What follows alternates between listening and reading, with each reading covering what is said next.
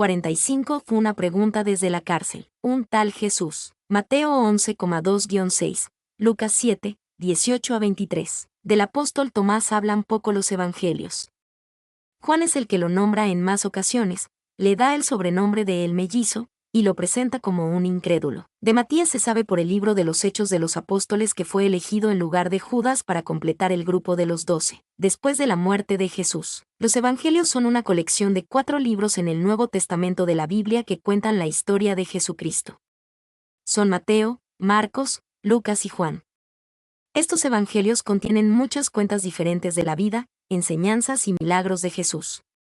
Si bien los Evangelios mencionan que Jesús hablaba arameo, no dicen que hablaba poco. Es importante tener en cuenta que los Evangelios fueron escritos en griego, no en arameo. Es posible que los autores de los Evangelios usaran una variedad de fuentes, tanto orales como escritas, cuando compilaron sus relatos. En última instancia, es imposible decir con certeza cuánto habló Jesús o qué idioma usó principalmente. Sin embargo, los Evangelios nos brindan información valiosa sobre su vida y enseñanzas. Tomás, uno de los 12 apóstoles de Jesús, es conocido por su duda. Después de la resurrección de Jesús, los demás discípulos le contaron a Tomás sobre el encuentro con Jesús.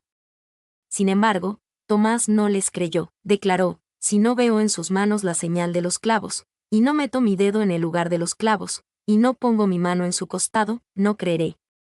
Juan 20:25. Una semana después, Jesús se apareció a los discípulos, incluyendo a Tomás. Jesús le dijo a Tomás: acerca tu dedo aquí, y mira mis manos, y acerca tu mano, y métela en mi costado, y no seas incrédulo, sino creyente.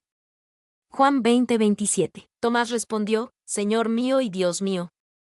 Juan 20:28. Este momento es significativo porque representa la fe basada en la experiencia.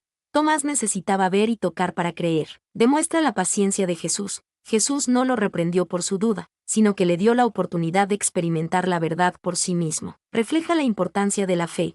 Tomás finalmente creyó y reconoció a Jesús como su Señor y Dios. Aunque Tomás es recordado por su duda, su historia también nos enseña sobre la importancia de la fe, la paciencia y la gracia de Dios. ¿Cómo se comportó Tomás después de creer en Jesús? La Biblia no nos da muchos detalles sobre el comportamiento de Tomás después de su encuentro con el resucitado Jesús.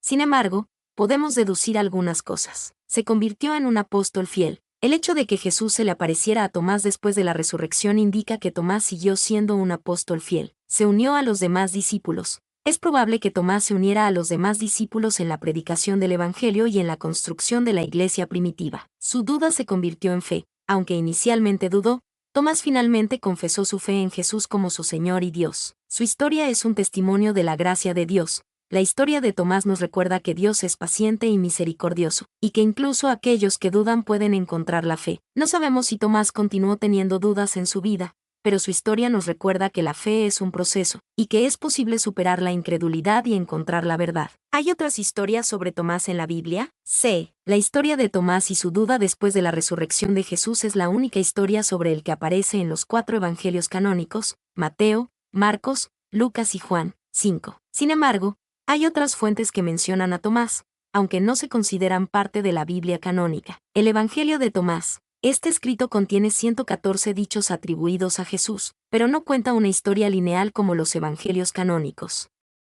Se cree que fue escrito en el siglo II después de Cristo y contiene algunos dichos similares a los de los evangelios canónicos, pero también algunos que son diferentes. La leyenda del rey Abgar de Edesa. Según esta leyenda, Tomás envió a Tadeo, no confundir con el apóstol Judas Tadeo, a predicar en Edesa después de la ascensión de Cristo. Los Hechos de Tomás, este escrito, que no se considera histórico, cuenta la historia de Tomás viajando a la India para predicar el cristianismo. Es importante recordar que estos escritos no son considerados parte de la Biblia canónica y no se les da la misma autoridad que a los evangelios canónicos.